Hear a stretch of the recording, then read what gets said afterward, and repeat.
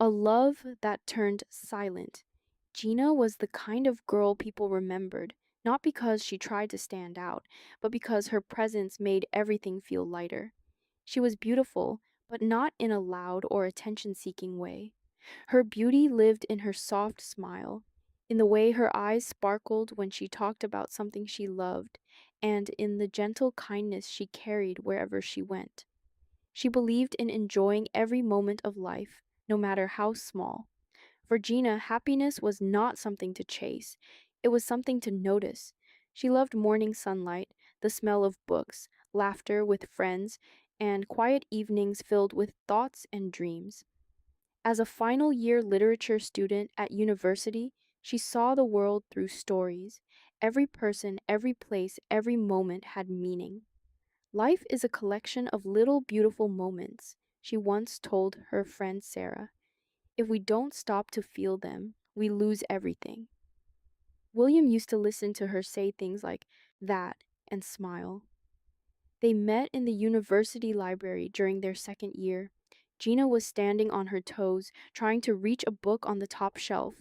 William noticed her struggle and quietly walked over, pulling the book down with ease. This one? He asked. Gina smiled. Yes, thank you. That was how it began. A simple moment, a shared laugh, a conversation that stretched longer than either of them expected. William was everything Gina was not: bold, confident, practical. He studied business and spoke about the future like it was something he could control. He had plans, big ones, and the determination to achieve them. Gina admired that about him. And William, he admired how Gina lived in the present. You don't worry about tomorrow at all, do you? He once asked. I do, she replied, smiling, but I don't let it steal today. That answer stayed with him. By their final year, their love had grown deep and familiar. They knew each other's habits, fears, and dreams. They spent long hours together, walking across campus, sitting under trees, studying in silence, or talking about the future. Marriage was no longer just an idea, it was a plan. William would start his business, Gina would continue her studies or perhaps become a writer. They imagined a home, not grand but warm, a place filled with books, light, and laughter. Gina often wrote about it in her notebook. A small home, with a window where sunlight enters freely. A life where love is not complicated, a place where silence feels peaceful, not heavy. William used to read her words and tease her. You live in a story, and you live in numbers, she would reply. Someone has to be practical, and someone has to remind you to feel, she said. They balanced each other, or so it seemed. But as their final semester began, something started to change. At first, it was small. William became busier. He spent more time on his phone, more time in meetings, more time thinking. When Gina spoke, he listened, but not the same way. His attention drifted. You're distracted, she said one day. Just work, he replied. Final year pressure. She believed him, but the distance grew. He stopped talking about the future the way he used to. The excitement faded from his voice. The plans became vague, uncertain. Gina noticed everything, but she didn't want to assume the worst. Instead, she tried to hold on to what they had. She invited him for walks, reminded him of their dreams, read him her writing. Sometimes he smiled again, and for a moment everything felt normal. But those moments didn't last. One evening, as the sun dipped behind the university buildings, William finally said, We need to talk. Gina looked at him, her heart beating faster, not with fear, but with hope. About us? She asked. He nodded. When? She said. Tomorrow. Come to my apartment. That night, Gina couldn't sleep. She lay awake, thinking about everything they had been through. She convinced herself that this was just a phase, that William was stressed, that he needed clarity, that they would fix everything. She opened her notebook and began to write. Not a story this time, but something real, something for him. The next evening, Gina stood outside William's apartment. She took a deep breath, smiled to herself, and whispered, "Everything will be okay." She believed it. William opened the door, but the moment she saw his face, something inside her shifted. There was no warmth in his eyes, no quiet happiness, just tension. "Come in," he said. His voice was calm but distant. Gina stepped inside, looking around. The apartment felt different, colder, unfamiliar. They sat across from each other. Silence filled the room. Finally, William spoke. "We need to be realistic," he said. Gina frowned slightly. "About what?" "About everything. About marriage. About us." Her fingers tightened around her notebook. "I thought we already decided," she said softly. "We did," he replied. "But things change." Gina's heart began to race. "What changed?" she asked. William leaned back, running a hand through his hair. "My plans, my priorities. I'm not ready for marriage. Not now." The words hit her like a quiet storm. "But we planned this," she said. "We worked toward this." "I have bigger responsibilities now," he said. "I need to focus on my career." "And I'm not part of that?" she asked. "It's not that simple." "Then explain it to me," she said, her voice trembling but steady.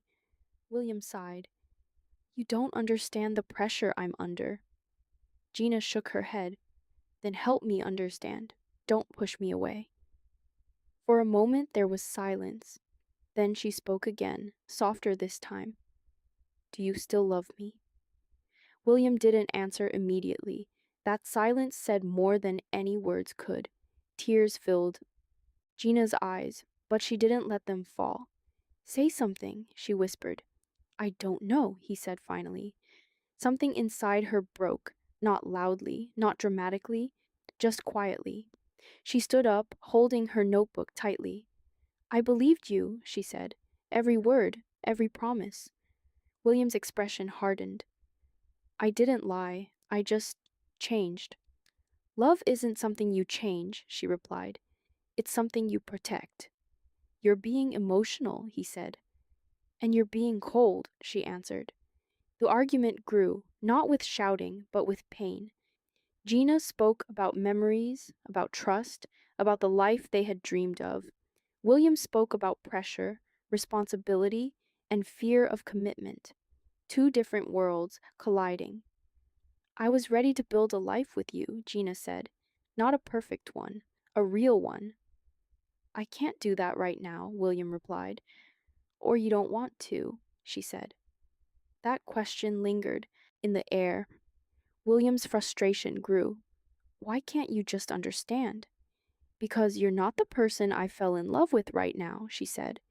The room felt heavy. Gina's hands were shaking, but her voice remained calm. "I came here to fix things," she said, "not to lose everything." William looked away. For a brief moment, something flickered in his eyes. Regret, confusion, maybe even fear. But it was gone just as quickly. What followed was a moment that would change everything, a moment of anger, a moment of loss of control, a moment that could never be undone. Silence, deep, unforgiving silence, the kind of silence that doesn't just fill a room, but stays there forever. The news spread quickly across the university. Students gathered in shock. "How could this happen?" they whispered. Gina, the girl who loved life, who found joy in small things, who believed in kindness, was gone. Professors spoke about her brilliance, her creativity, her gentle spirit. Her friends remembered her laughter, her words, her way of making everything feel meaningful.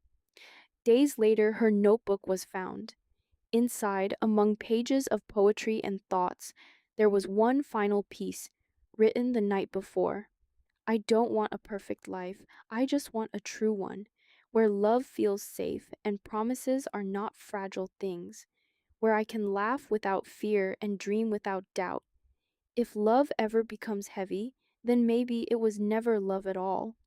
William's future, once bright and full of ambition, was now overshadowed by that single irreversible moment.